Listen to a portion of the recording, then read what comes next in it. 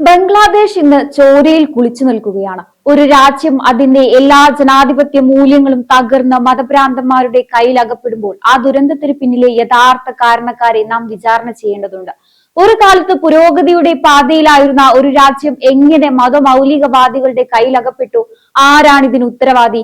ഈ ചോദ്യങ്ങൾക്കുള്ള ഉത്തരം തേടുമ്പോൾ ഖാലിദാസിയ എന്ന രാഷ്ട്രീയ നേതാവിന്റെ കൈപ്പുള്ള ചരിത്രമാണ് നമുക്ക് മുന്നിൽ തെളിയുന്നത്. അധികാരത്തോടുള്ള ആർത്തിയും വ്യക്തിപരമായ പകയും ചേർന്ന് ഒരു രാജ്യത്തെ എങ്ങനെ നശിപ്പിച്ചു എന്ന് നമുക്ക് വിശദമായി പരിശോധിക്കാം. ബംഗ്ലാദേശ് എന്ന രാജ്യം ഇന്ന് എത്തി നിൽക്കുന്ന ഭീകരമായ അവസ്ഥയെക്കുറിച്ച് നാം ചർച്ച ചെയ്യുമ്പോൾ അവിടെ ദശകങ്ങളോളം ഭരണം നടത്തിയ ഖാലിദാസിയയുടെ രാഷ്ട്രീയ നിലപാടുകളെ വിമർശനാത്മകമായി കാണാതിരിക്കാൻ കഴിയില്ല. രണ്ട് സ്ത്രീകൾ തമ്മിലുള്ള അധികാര തർക്കം എങ്ങനെ ഒരു രാജ്യത്തെ മതതീവ്രവാദികളുടെ കുത്തരങ്ങാക്കി മാറ്റുമെന്നതിന്റെ ഉത്തമ ഉദാഹരണമാണ് ഇന്നത്തെ ബംഗ്ലാദേശ്. തീവ്രവാദത്തിന് തുറന്നുകൊടുത്ത വാതിലുകൾ ഖാലിദാസിയയുടെ രാഷ്ട്രീയ ജീവിതത്തിലെ ഏറ്റവും വലിയ കറുത്ത പുള്ളി ജമാഅത്തെ ഇസ്ലാമി പോലുള്ള തീവ്രവാദ പ്രസ്ഥാനങ്ങൾക്ക് അവർ നൽകിയ രാഷ്ട്രീയ മാന്യതയാണ്. ബംഗ്ലാദേശിന്റെ വിമോചന യുദ്ധകാലത്ത് സ്വന്തം ജനതയെ കൊന്നൊടുക്കാൻ പാക് സൈന്യത്തിന് കൂട്ടുനിന്ന റസാക്കന്മാരെ കൂട്ടുപിടിച്ചാണ് ഖാലിദ അധികാരം നിലനിർത്താൻ ശ്രമിച്ചത്. ഈ മതമൗലികവാദികൾക്ക് ഭരണത്തിൽ പങ്കാളിത്തം നൽകിയതിലൂടെ രാജ്യത്തിന്റെ മതേതര അടിത്തറ തോണ്ടാനാണ് അവർ ശ്രമിച്ചത്. രാഷ്ട്രീയം എന്നത് ജനക്ഷേമത്തിനുള്ളതാകണം. എന്നാൽ ഖാലിദാസിയെ സംബന്ധിച്ചിടത്തോളം അത് ഷെയ്ഖ് ഹസീനയോടുള്ള പക തീർക്കാനുള്ള വേദിയായിരുന്നു. ബംഗ്ലാദേശിന്റെ രാഷ്ട്രപിതാവും ഹസീനയുടെ കുടുംബവും ഒന്നടങ്കം കൊല്ലപ്പെട്ട ഓഗസ്റ്റ് 15 വ്യാജ ജന്മദിനം ആഘോഷിച്ച് കേക്ക് മുറിച്ച ഖാലിദയുടെ നടപടി എത്രത്തോളം തരം താണതായിരുന്നു എന്ന് നാം ചിന്തിക്കണം. ഈ വ്യക്തിപരമായ പകയാണ് രാജ്യത്തെ രണ്ട് ചേരികളാക്കി മാറ്റിയതും വികസന മുരടിപ്പിന് കാരണമായതും. ഇന്ന് ബംഗ്ലാദേശിൽ ഹിന്ദുക്കളും മറ്റു ന്യൂനപക്ഷങ്ങളും വേട്ടയാടുമ്പോൾ അതിന്റെ ഉത്തരവാദിത്തത്തിൽ നിന്ന് ഖാലിദാസിയ പക്ഷക്കാർക്ക് ഒഴിഞ്ഞു മാറാൻ കഴിയില്ല. ഇന്ത്യയോടുള്ള അനാവശ്യ ശത്രുതയും പാകിസ്ഥാൻ അനുകൂല നിലപാടും വഴി അവർ വളർത്തിയെടുത്തത് ഇടുങ്ങിയ ദേശീയതയായിരുന്നു. ഇത് രാജ്യത്തെ സഹിഷ്ണുതയുടെ വാതിലുകൾ അടച്ചു കളഞ്ഞു. ബംഗ്ലാദേശിന്റെ ചരിത്രത്തിലെ ഏറ്റവും വലിയ രാഷ്ട്രീയ അപരാധം എന്ന് വിശേഷിപ്പിക്കാവുന്നത് ഖാലിദാസിയ ജമാഅത്തെ ഇസ്ലാമിയുമായി ഉണ്ടാക്കിയ സഖ്യമാണ്. 1971 സ്വന്തം നാട്ടുകാരെ കൊന്നൊടുക്കാൻ പാക് സൈന്യത്തിന് ഒത്താശ ചെയ്തവരെ ഭരണത്തിന്റെ ഭാഗമാക്കിയതിലൂടെ ഖാലിദ ചെയ്തത് വലിയൊരു ചതിയായിരുന്നു. മതമൗലികവാദികൾക്ക് അവർ നൽകിയ ലൈസൻസ് ആണ് ഇന്ന് ആ രാജ്യം നേരിടുന്ന എല്ലാ പ്രശ്നത്തിന്റെയും കാരണം. രാഷ്ട്രീയത്തിൽ വിയോജിപ്പുകൾ സ്വാഭാവികമാണ്. എന്നാൽ ഖാലിദാസിയയുടെ രാഷ്ട്രീയം കേവലം വിയോജിപ്പല്ലായിരുന്നു, അത് പകയായിരുന്നു. ബംഗ്ലാദേശിന്റെ രാഷ്ട്രപിതാവ് കൊല്ലപ്പെട്ട ഒരു രാജ്യം മുഴുവൻ കണ്ണീരൊഴുക്കിയ ഓഗസ്റ്റ് 15 വ്യാജരേഖകൾ ചമച്ച് തന്റെ ജന്മദിനമായി ആഘോഷിച്ച ഖാലിദയുടെ ക്രൂരത ചരിത്രം ഒരിക്കലും മറക്കില്ല. ഈ വിദ്വേഷം സമൂഹത്തിന്റെ അടിത്തട്ടിലേക്ക് പടർത്തിയതാണ് ബംഗ്ലാദേശിലെ സമാധാനം തകർത്തത്. തന്റെ ഭരണകാലത്ത് വികസനത്തെക്കുറിച്ചോ ജനക്ഷേമത്തെക്കുറിച്ചോ ചിന്തിക്കുന്നതിന് പകരം അഴിമതിയുടെയും സ്വജനപക്ഷപാതത്തിന്റെയും പുതിയ അധ്യായങ്ങളാണ് അവർ തുറന്നത്. ഖാലിദയുടെ മകൻ താരിഖ് റഹ്മാൻ നടത്തിയ അഴിമതികൾ ലോക പ്രശസ്തമാണ്. രാജ്യത്തെ സാമ്പത്തികമായി പിന്നോട്ടടിച്ചതും തൊഴിലില്ലായ്മ വർദ്ധിപ്പിച്ചതും ഖാലിദയുടെ പിടിപ്പുകേടായ ഭരണമാണ്. ഇന്ന് ബംഗ്ലാദേശിലെ തെരുവുകളിൽ മതന്യൂനപക്ഷങ്ങൾ വേട്ടയാടുമ്പോൾ അവിടുത്തെ ക്ഷേത്രങ്ങൾ തകർക്കപ്പെടുമ്പോൾ അതിന്റെ പാവം മുഴുവൻ ഖാലിദാസിയയ്ക്കുള്ളതാണ്. ഇന്ത്യയോടുള്ള അന്ധമായ ശത്രുതയും തീവ്രവാദ ഗ്രൂപ്പുകളെ പാലൂട്ടി വളർത്തുന്ന നയവും വഴി അവർ ബംഗ്ലാദേശിനെ ഒരു മിനി പാകിസ്ഥാനാക്കി മാറ്റാൻ ശ്രമിച്ചു. ഈ രാഷ്ട്രീയ പാപ്പരത്തമാണ് ഇന്ന് ആ രാജ്യത്തെ ഇസ്ലാമിസ്റ്റുകളുടെ കുത്തരങ്ങാക്കി മാറ്റിയത്. ഖാലിദയുടെ ഭരണകാലം അഴിമതിയുടെ വിളനിലയമായിരുന്നു. വികസനത്തെക്കാൾ കൂടുതൽ അവർ മുൻഗണന നൽകിയത് ഇന്ത്യയോടുള്ള അന്ധമായ ശത്രുതയ്ക്കായിരുന്നു. പാകിസ്ഥാനോടും ചൈനയോടും ചേർന്ന് ഇന്ന് ഇന്ത്യയെ പ്രകോപിപ്പിക്കുക എന്നതായിരുന്നു അവരുടെ വിദേശ നയം. ഇത് ബംഗ്ലാദേശിന്റെ സാമ്പത്തിക ഭദ്രതയെ തകർക്കുകയും രാജ്യത്തെ മതഭ്രാന്തിന്റെ തടവറയാക്കി മാറ്റുകയും ചെയ്തു. ദാവൂദ് ഹൈദർ എന്ന കവി പറഞ്ഞതുപോലെ ഇവർക്ക് അല്പമെങ്കിലും സാമാന്യ ബുദ്ധി ഉണ്ടായിരുന്നെങ്കിൽ ബംഗ്ലാദേശ് ഈ നിലയിൽ മതമൗലികവാദികളുടെ കുത്തരങ്ങായി മാറില്ലായിരുന്നു. അധികാരത്തിലെത്തുമ്പോൾ എതിരാളികളെ ജയിലിൽ അടയ്ക്കുന്നതും തീവ്രവാദികൾക്ക് അഴിഞ്ഞാടാൻ അവസരം നൽകുന്നതും ഖാലിദാസിയ ഒരു പതിവാക്കി മാറ്റിയിരുന്നു. ഈ കുടിപ്പകയുടെ അന്ത്യത്തിൽ ഇന്ന് ബംഗ്ലാദേശ് ഭരിക്കുന്നത് തീവ്ര ഇസ്ലാമിസ്റ്റുകളാണ്.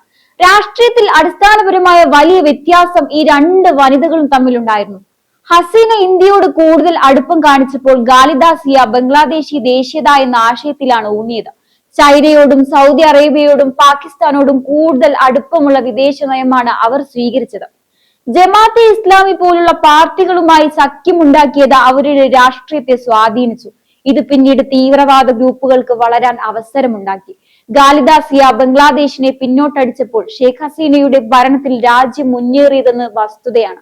ഖാലിദാസിയയുടെ കാലത്ത് അഴിമതിക്കാരുടെ രാജ്യമായാണ് ബംഗ്ലാദേശ് അറിയപ്പെട്ടിരുന്നത്. ബംഗ്ലാദേശിന്റെ ദാരിദ്ര്യം ഒരു പരിധിവരെ നിയന്ത്രിച്ച് അതിനെ ഒരു വികസിത രാജ്യമാക്കാൻ അതിതീവ്രം പ്രയത്നിച്ചു വരുന്ന നേതാവായിരുന്നു ഹസീന. ഇന്ദിരാഗാന്ധിക്ക് ശേഷം ലോകം കണ്ട ഏറ്റവും കരുത്തനായ ഏഷ്യൻ വനിതാ നേതാവെന്നും അവർ പേരെടുത്തു.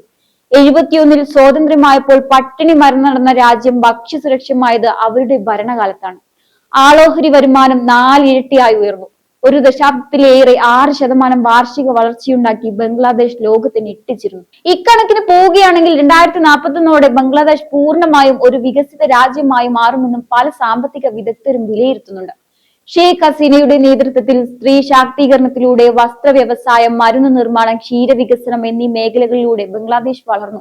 പക്ഷേ കോവിഡിന് ശേഷം ആ സ്ഥിതി മാറി. പാകിസ്ഥാന് സമാനമായ സാമ്പത്തിക പ്രതിസന്ധിയിലേക്ക് രാജ്യം കൂപ്പുകുത്തി. ഇതോടെ രാജ്യത്ത് അസ്വസ്ഥതകളും തുടങ്ങി. സംവരണത്തിനെതിരെ യുവാക്കൾ തെരുവിലിറങ്ങി. വിമോചന യുദ്ധത്തിൽ പങ്കെടുത്ത സ്വാതന്ത്ര്യ സമര സേനാനികളുടെ മക്കൾക്കും കൊച്ചുമക്കൾക്കും രാജ്യത്തെ സർക്കാർ ജോലികളിൽ സംവരണം നൽകുന്നത് അവിടുത്തെ ഒരു രീതിയായിരുന്നു. ഈ മാനദണ്ഡം മൂലം ജോലികൾ മുഴുവൻ കൈയടക്കിയിരുന്നത് ഹസീനയുടെ അമാവി ലീഗ് പാർട്ടിയുടെ നേതാക്കളാണ്. ഇതിനെതിരെ തുടങ്ങിയ വിദ്യാർത്ഥി പ്രക്ഷോഭം പടർന്നു. മതമൗലികവാദികൾ അഴിഞ്ഞാടി. ഒടുവിൽ രക്ഷയില്ലാതെ ഹസീനയ്ക്ക് ഇന്ത്യയിലേക്ക് പലായനം ചെയ്യേണ്ടി വന്നു. ഹസീന പുറത്താവുകയും നോബൽ സമ്മാന ജേതാവായ മുഹമ്മദ് യൂനിസിന്റെ നേതൃത്വത്തിലുള്ള ഇടക്കാല സർക്കാർ വരികയും ചെയ്തപ്പോൾ നിഷ്പക്ഷമതികളായ ആളുകൾക്കെല്ലാം പ്രതീക്ഷയായിരുന്നു. എന്നാൽ യൂനിസ് തീർത്തും ജമാഅത്തെ ഇസ്ലാമി അടക്കമുള്ള മതമൗലികവാദികളുടെ ചർച്ചക്കാരനാവുകയും ബംഗ്ലാദേശ് സമ്പൂർണ്ണ ഇസ്ലാമികവത്കരണത്തിലേക്ക് നീങ്ങുകയുമാണ് ചെയ്തത്. എന്തൊക്കെ പരിമിതികൾ ഉണ്ടായിരുന്നുവെങ്കിലും അവശേഷിക്കുന്ന ന്യൂനപക്ഷങ്ങളായ ഹിന്ദുക്കൾക്കും ക്രിസ്ത്യാനികൾക്കും സിഖുകാരുടെയും രക്ഷകനായിരുന്ന ഹസീന, ഉരുക്കവനിതകൾ എന്നറിയപ്പെടുന്ന 2 വനിതാ നേതാക്കൾ ഒരു ഒത്തുതീർപ്പിൽ എത്തുകയാണെങ്കിൽ ബംഗ്ലാദേശിന് ഇന്ന് ഈ അവസ്ഥ വരുമായിരുന്നു. ഖാലിദാസിയ കാലയാവനിയക്കുള്ളിൽ മറഞ്ഞപ്പോൾ ബംഗ്ലാദേശിലെ അവശേഷിക്കുന്ന പുരോഗമനവാദികൾ ചോദിക്കുന്നത് ഇതാണ്. ചുരുക്കത്തിൽ ബംഗ്ലാദേശിന്റെ ചരിത്രം പരിശോധിക്കുമ്പോൾ ഖാലിദാസിയ എന്ന ഭരണാധികാരി ആ രാജ്യത്തിന് നൽകിയതിനേക്കാൾ കൂടുതൽ തിരിച്ചടികളാണ് സമ്മാനിച്ചത്. വികസനത്തെക്കാൾ വ്യക്തിപരമായ പകയ്ക്കും മതനിരപേക്ഷതയേക്കാൾ മതമൗലികവാദത്തിനും അവർ നൽകിയ മുൻഗണനയാണ് ഇന്ന് ആ രാജ്യത്തെ വിനാശത്തിന്റെ വക്കിലെത്തിച്ചിരിക്കുന്നത്. ബംഗ്ലാദേശ് നിൽക്കുന്നത് തികച്ചും അനിശ്ചിതമായ ഒരു ഘട്ടത്തിലാണ്. ഖാലിദാസിയ അന്തരിക്കുകയും ഷെയ്ഖ് ഹസീന ഇന്ത്യയിൽ അഭയാർത്ഥിയായി കഴിയുകയും ചെയ്യുമ്പോൾ പതിറ്റാണ്ടുകൾ നീണ്ട ആ ഭീകം യുദ്ധം അവസാനിച്ചിരിക്കുകയാണ്. എന്നാൽ അവർ തമ്മിലുള്ള പോരിൽ തകർന്നു പോയത് ഒരു രാജ്യത്തിന്റെ സമാധാനമാണ്. 2026-ലെ പൊതു തിരഞ്ഞെടുപ്പിന് രാജ്യം ഒരുങ്ങുമ്പോഴും തെരുവുകളിൽ മത തീവ്രവാദികൾ അഴിഞ്ഞാടുകയും ന്യൂനപക്ഷങ്ങൾ വേട്ടയാടപ്പെടുകയും ചെയ്യുന്നത് ഖാലിദാസിയ എന്ന നേതാവ് വളർത്തിയെടുത്ത വിദ്വേഷ രാഷ്ട്രീയത്തിന്റെ ബാക്കി പത്രമാണ്. തന്റെ രാഷ്ട്രീയ ലാഭത്തിനായി ഖാലിദാസിയ തുറന്നുവിട്ട മതമൗലികവാദം എന്ന ഭൂതം ഇന്ന് ആരെയും അനുസരിക്കാത്ത നിലയിൽ വളർന്നു കഴിഞ്ഞു.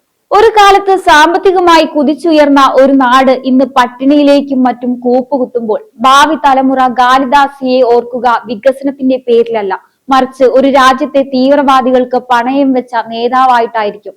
ഈ ദുരന്തത്തിൽ നിന്ന് ബംഗ്ലാദേശ് എന്നെങ്കിലും കരകയറുമോ എന്നത് കാലം തെളിയിക്കേണ്ട സത്യമാണ്. തന്റെ 79-ാം വയസ്സിൽ ഖാലിദാസിയ വിടവാങ്ങുമ്പോൾ അവർ ബാക്കി വെച്ചു പോകുന്നത് കണ്ണീരും ചോരയും നിറഞ്ഞ ഒരു രാജ്യത്തെയാണ്. സ്വന്തം ഈഗോയ്ക്കും അധികാരത്തിനും വേണ്ടി ഒരു ജനതയുടെ ഭാവി മതഭ്രാന്തന്മാർക്ക് പണയം വെച്ച ഒരു നേതാവായിട്ടായിരിക്കും ചരിത്രം അവരെ രേഖപ്പെടുത്തുക. എന്തായാലും ഈ ഒരു വിഷയത്തെക്കുറിച്ചുള്ള നിങ്ങളുടെ അഭിപ്രായങ്ങൾ കമന്റ് ബോക്സിൽ രേഖപ്പെടുത്തുക. മറ്റൊരു വിഷയവുമായി വീണ്ടും കാണാം. നന്ദി.